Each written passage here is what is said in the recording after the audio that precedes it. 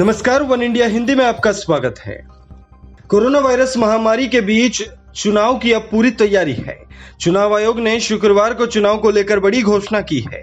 चुनाव आयोग ने देश भर में एक साथ बिहार विधानसभा और 65 सीटों पर उपचुनाव कराए जाने का फैसला लिया है। चुनाव आयोग ने कहा कि 29 सितंबर से पहले बिहार में विधानसभा चुनाव करा लिया जाएगा। हालांकि अभी बिहार चुनाव की तारीखों का ऐलान नहीं किया गया है, लेकिन माना जा रहा है कि जल्द ही चुनाव आयोग की ओर से चुनाव शेड्यूल जारी हो सकता है। चुनाव आयोग ने एक समय पर बिहार विधानसभा और 65 सीटों पर उपचुनाव कराए जाने के फैसले को लेकर एक ठोस वजह बताई है।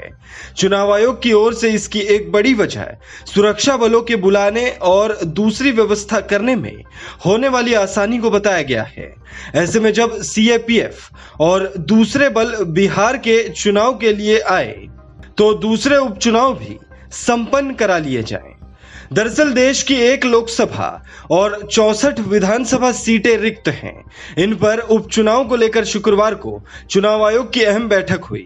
इस बैठक में सभी प्रदेशों के चुनाव अधिकारियों की रिपोर्ट की समीक्षा की गई।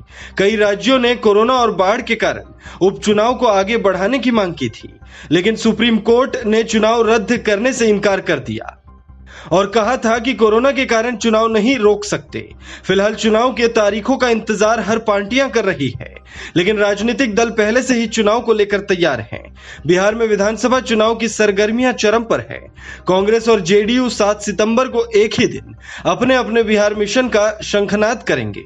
वहीं प्रधानमंत्री नरेंद्र मोदी 11 सितंबर को दिल्ली से बिहार को 18 करोड़ की परियोजनाओं का सौगात देकर चुनावी बिगुल फूकेंगे, जबकि कांग्रेस बिहार में बिहार क्रांति वर्चुअल महासम्मेलन रैली के जरिए लोगों को साधने का काम करेगी।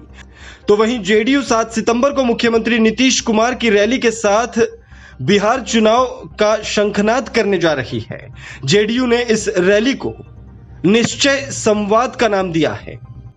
इससे पहले देश में कोरोना वायरस महामारी के दौरान चुनाव कराने के लिए चुनाव आयोग ने विस्तृत दिशा निर्देश जारी किए थे, जिनमें कुछ मानकों के साथ रैलियों और घर घर चुनाव प्रचार की अनुमति प्रदान कर दी गई है। इसके अलावा मतदान के दौरान इलेक्ट्रॉनिक वोटिंग मशीनों के बटन दबाने के लिए वोटरों को ग्लव्स उपलब्ध कराए जाएंगे, जो डिस्पोजेबल होंगे। बिहार विधानसभा का कार्यकाल 29 नवंबर तक है। राज्य में उससे पहले चुनाव और नई सरकार का गठन होना है। अगर कम चरणों में मतदान होता है तो आयोग आसानी से मतदान की तारीखों को नवंबर के दूसरे सप्ताह तक खींच सकता है। कोरोना काल में इससे थोड़ा वक्त भी मिलेगा और बहुत लंबी प्रक्रिया से भी राहत मिलेगी। इस खबर में फिलहाल इतना ही। तमाम अपडेट्स के लिए बने रहिए वन इंडिया के साथ।